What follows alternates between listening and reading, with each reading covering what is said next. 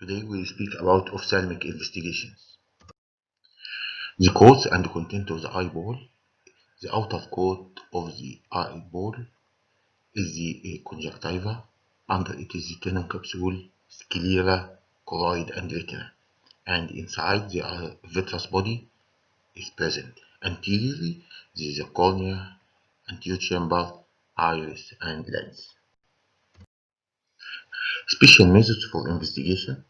Ocular angiography. There are fluorescein angiography when we inject a fluorescein dye and show its distribution in the retina. Indocyanine green angiography. Ocular ultrasonography used in opaque media. Perimetry for field of vision. Corneal tomography for corneal examination. Optical coherence tomography. Electrophysiological tests ERG, EOG, and VEB. Fluorescein angiography, study of retina and choroidal circulation, as well as macular and optic nerve diseases. Fluorescence is a property of certain molecules to emit light energy of longer wavelengths when stimulated by light of shorter wavelengths.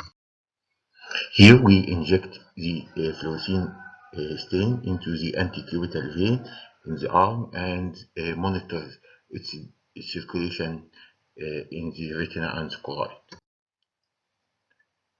Here is the blood supply of the eye. Here we can see the long short ciliary arteries, short posterior ciliary arteries, anterior ciliary artery, and vortex veins. The blood supply of the retina. The outer lamina RBE contain rods, cones, and the outer nuclear layer supplied by choroidal capillaries. The blood supply of the retina, the inner lamina, the rest of retinal layer is supplied by central retinal artery and vein. Here is the examination with fluorescein angiography. We have two retinal blood barriers. Our inner blood retinal barrier, it is a tight junction between initial cells of retinal capillaries. Outer blood retinal barrier is a tight junction between the RBE cells. Here is the ophthalmic artery giving branches to short posterior ciliary arteries. It supplies the choroid, and central retinal artery which supplies the retinal circulation. The phases of fluorescein angiography is the early pre-arterial phase. It is the only filling of the choroid. Then the arterial phase, when the starting of the supplying of central retinal artery, arteriovenous and venous phase. Here is the stages. In the early, we can see the central retinal artery is stained with fluorescein, appears as white dye, and the veins appears dark black. And then the second picture, number B, is the arteriovenous phase. The veins started to be stained, and here is the recirculating stage. Phases of normal fluorescein: arterial filling, arteriovenous, early venous, mid-venous, and late venous, and late phases where the progressive weaker fluorescence, staining of the disc.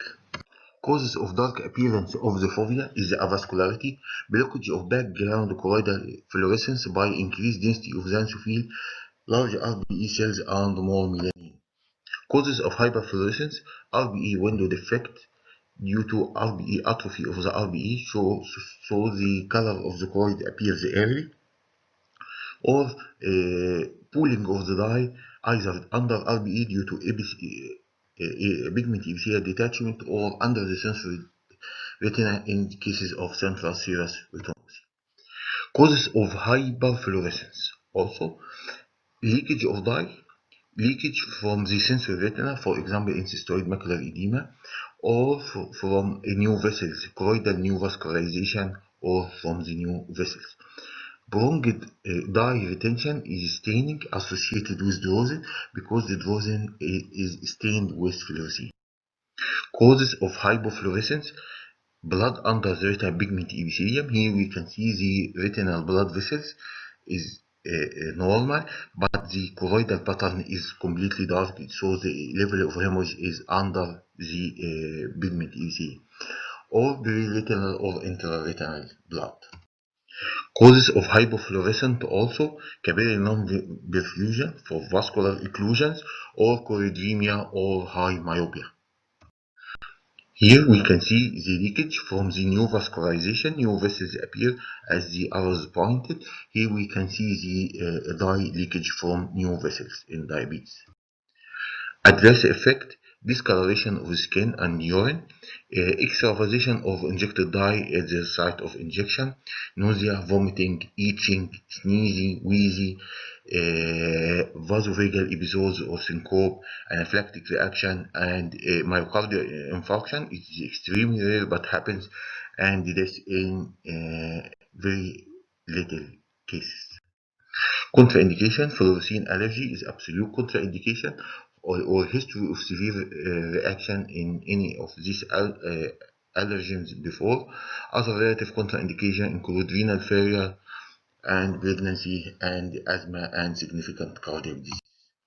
Indocyanine green angiography use infrared light for better visualization of choroidal circulation in eyes with media opacity, for example cataract. The better is indocyanine green.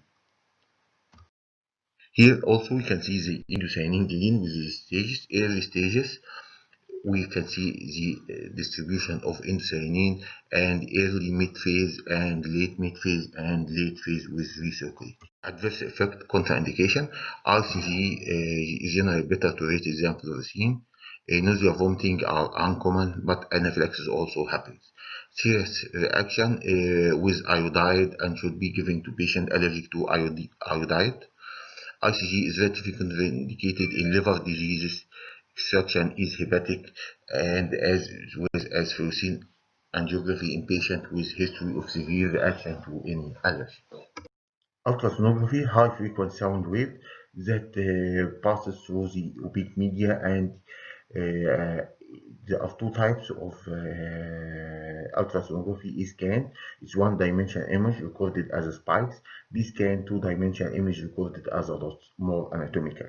Value for monitoring of ocular dimension, calculation of intraocular power, and as well as seeing the inside structures of the eye if there is opaque media preventing from seeing the retina and the vitreous. So we do ultrasonography.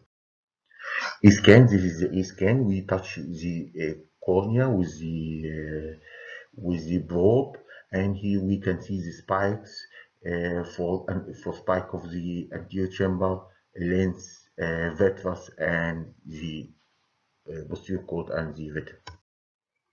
Here is the B-scan. Here we have two dimensions. We have some anatomical picture of the fungus. Here we examine the posterior segment with ultrasonography in horizontal and vertical dimension to get data from the posterior segment. Here we can see first picture is the B scan in vertical direction. We can see normal posterior segment. In the second picture, we can see a mass originating from the choroid, elevating the retina surrounding. Here is the A scan where we can see the spikes appearing, and here in the also in B scan we can see the elevated mass. Goldman perimetry. Perimetry is used for testing of neurological field defect in cases of glaucoma, in cases of neurological disease. We use the perimetry where we can measure the visual fields. Here is the picture of Goldman perimetry.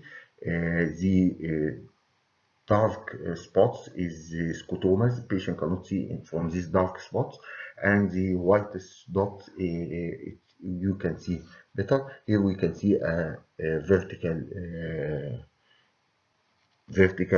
scotoma is present. Here is the corneal topography. Corneal topography gives several maps of the cornea. It is important tool in assessing suitability of the cornea for LASIK and detection of keratoconus and other corneal diseases. and it is important also for fitting of contact rays.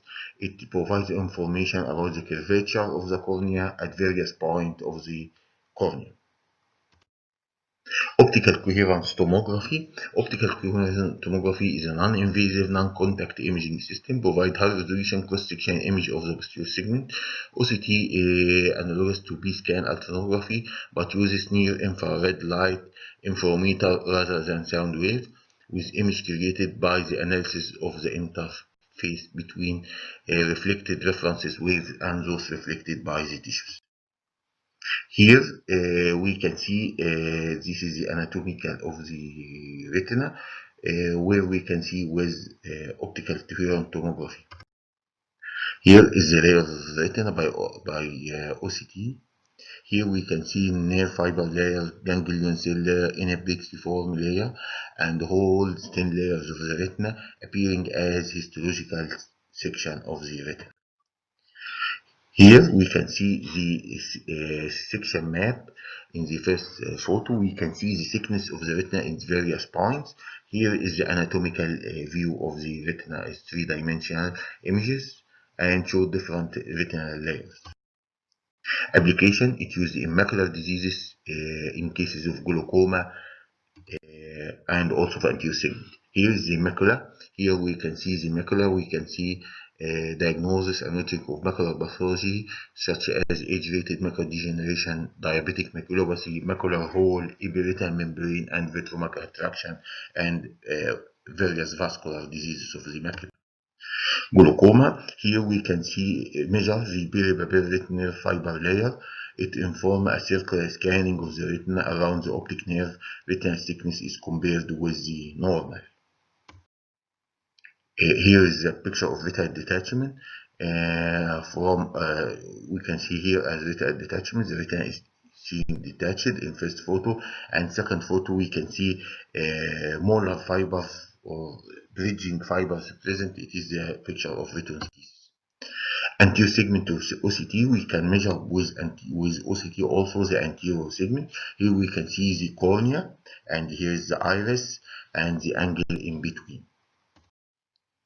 Electroretinogram, ERG, it records the action potential produced by retina when stimulated by light of adequate intensity. It recording made between active electrode, either in contact with the cornea or skin, electrode placed just below the lower eyelid, and a reference electrode onto the forehead. It indicates the variability of the retina and is abnormal in some retinal diseases. Electroretinogram, this is the picture we get from the machine. Electrooculogram, the electrooculogram measures the standing potential between the electricity positive cornea and the electrically negative back of the eye. It reflects the activity of RPE, retinal pigment epithelium, and the photoreceptors, recording the electrical activity of the eye when it moves horizontally. Its origin from the RPE, it becomes abnormal in cases of widespread retinal pigment epithelial dysfunction.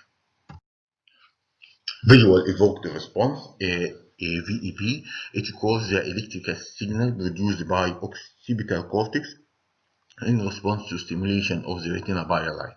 It is a test also of macular function, used determination of visual acuity in infants, where we cannot measure the vision by normal ways, diagnosis of optic nerve disorder, detection of malingering, detection of macular disorder. Thank you.